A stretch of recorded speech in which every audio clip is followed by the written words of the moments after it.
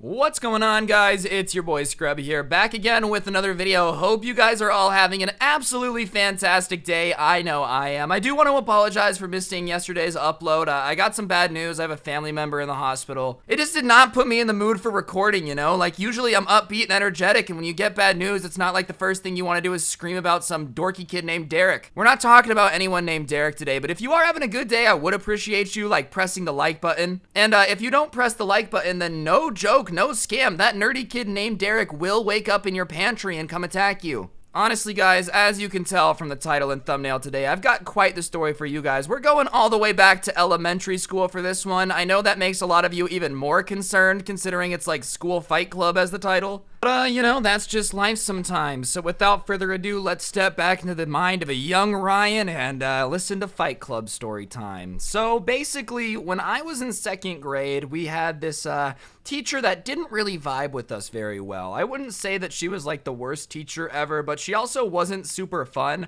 She had the personality of like mayonnaise. So she was just a stickler for the rules, and like she wasn't a horrible teacher. She wasn't mean. She just, you know, had the personality of a white woman in her mid-30s with a short haircut, you know? And at the time, being a young kid, one of my favorite things to do was to goof off with my friends. And me and my friends decided one day at lunch that we were going to bring our Beyblades to school and play with them. The only thing is that, like, Beyblades at the time were banned from our school because there had been too many fights on the playground over Beyblade battles. My school was apparently going too hard. I don't know if we thought like the Beyblade TV show was real and we actually had stuff on the line, but kids really were fist fighting over Beyblade battles. But me and my friends decided, YOLO, we can just go into the bathroom at lunch and play Beyblades, and it's gonna be a great time. I didn't exactly have any like super swaggin' Beyblades, you know, my parents weren't exactly shelling out the cash to get the swaggest Beyblades around, but I was pretty alright at it, and also there's really not much skill involved in Beyblade battling. It's like which one of your tops, you know, just spins for longer. Like there really isn't much you can control about it to keep it a buck with you, especially when you're an idiot in second grade.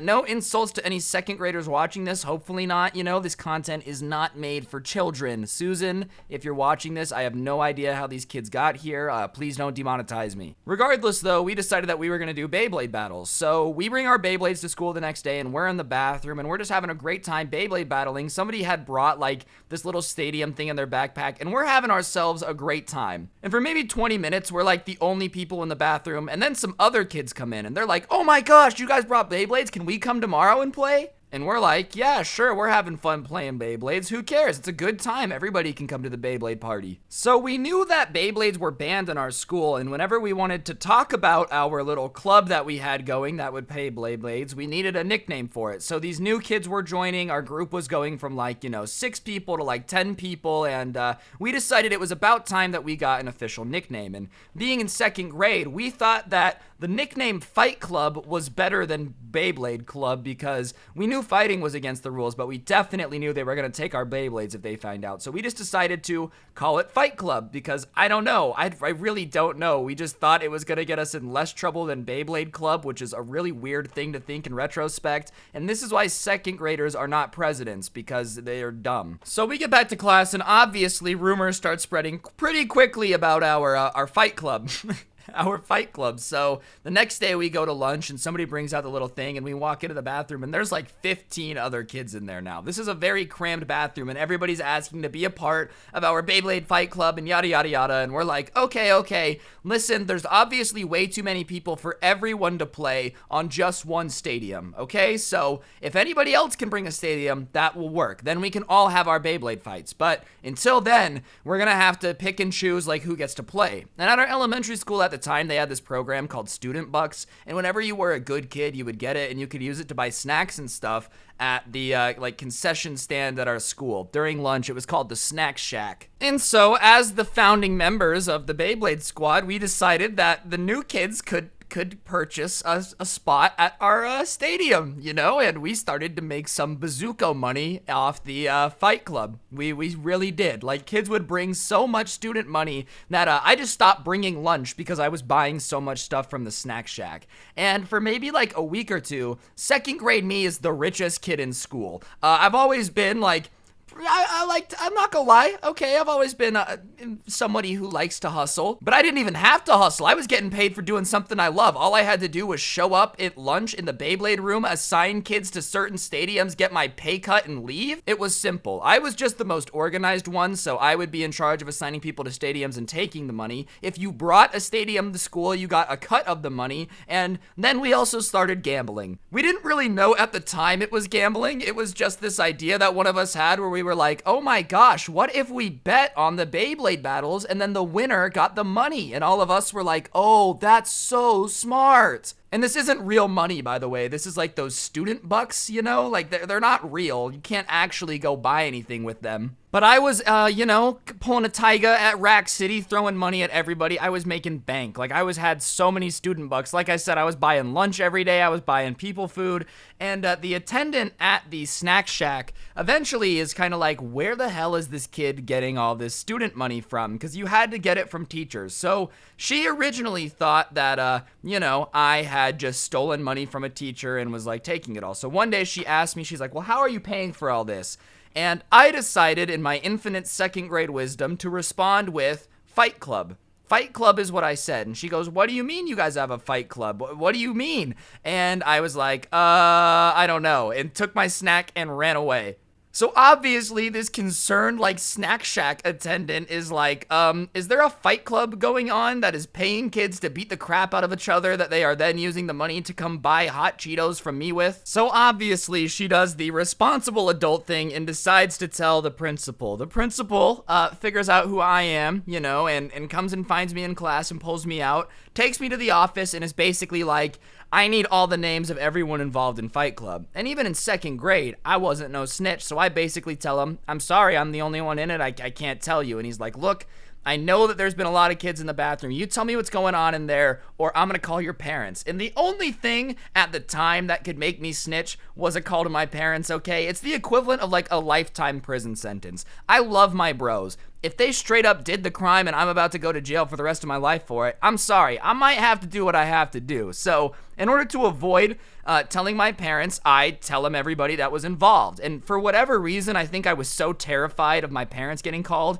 I don't clarify that we're just playing with Beyblade. So this principal legitimately thinks that he has a bunch of 8-year-olds running a fight club in the bathroom. So within like 15 minutes, me and every kid who has been at these Beyblade fights for the last little bit are in this like conference room. And sure enough, this liar says we're calling all of your parents. Excuse me? You're telling me I snitched for nothing? I snitched explicitly to avoid my mom finding out about Fight Club, okay? But sure enough, about 30 minutes later, a bunch of very angry, confused parents walk in being like, why did we get called down to the school? What has our sons done? And we're all sitting there looking disappointed, and the principal starts talking about how we've been running a fight club, and this is very serious. There's like potential legal ramifications, and all of us are keeping our mouth shut because when he starts talking about how much trouble we're gonna get in, we don't want to say anything. Keep in mind, we still think this is about a Beyblade club. We didn't understand like the context of how bad Fight Club was comparatively.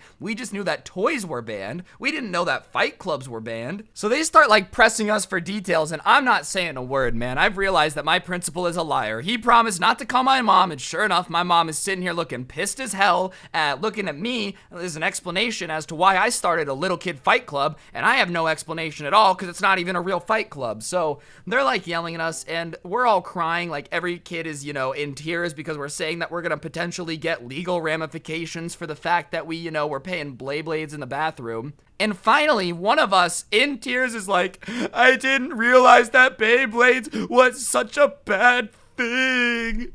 And the principal is like, what do you mean? And he says, we were just playing with Beyblades. I'm sorry. And the principal's like, what are Beyblades? And the parents are kind of like, oh, it's these things that they fight with. And the principal looks at us and he's like, are you guys actually fighting, or are you just doing these Beyblade fights in the bathroom? And we're all like, it's the Beyblades. Everybody's just sobbing now because we think we're about to go to prison for finally getting busted for our Beyblade fighting ring. Anyways, we're in the middle of this now, and the principal's like, it's Beyblades, you know, and he's getting Beyblades explained to him how they're like little metal tops that spin. He's like, well, do you guys have them? And we were like, yeah, in our backpacks in class. So he sends us back to class and he tells us to bring them to like the office. So we come back and our parents have like these smiles on their faces now, and the principal is smiling too. He's like, now boys, playing with Beyblades at school is bad because it distracts you from your schoolwork. So we're gonna confiscate these, okay? And I don't want to hear anything else about this fight club, okay? You don't mention anything about this. And we're all like, oh my god, I don't know what's happening, but the stars have aligned, you know? And I was a little upset to get rid of my Beyblade and give it to him because, like, low-key, it was my favorite Beyblade. And you know what the worst part is? I never got it back. He promised us all that we were gonna get our Beyblades back at the end of the year. That was that's a tongue twister. Beyblades back? I can't say that. And honestly, it wasn't even till like 8th grade that I realized what actually happened here when I watched the movie Fight Club, and I realized that the adults definitely thought we were just like beating the crap out of each other with plastic lightsabers in the bathroom at our elementary school. But you know, Mr. Federer, if you're watching this, you're a jerk for stealing my Beyblade and I would like it back. Please mail it to me, okay? I know you watch Scrubby videos, you're a ginormous fan. Real talk, he's probably dead now. He was like 70 back then and it's been 20 years. Who knows? Who knows?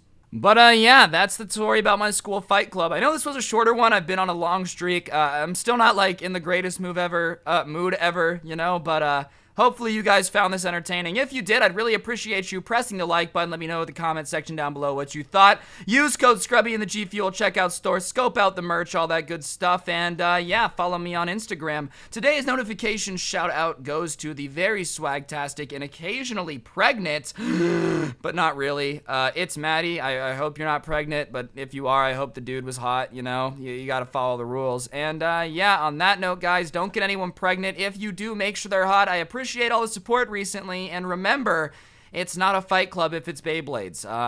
Brett definitely would have been a nice lesson to learn back then.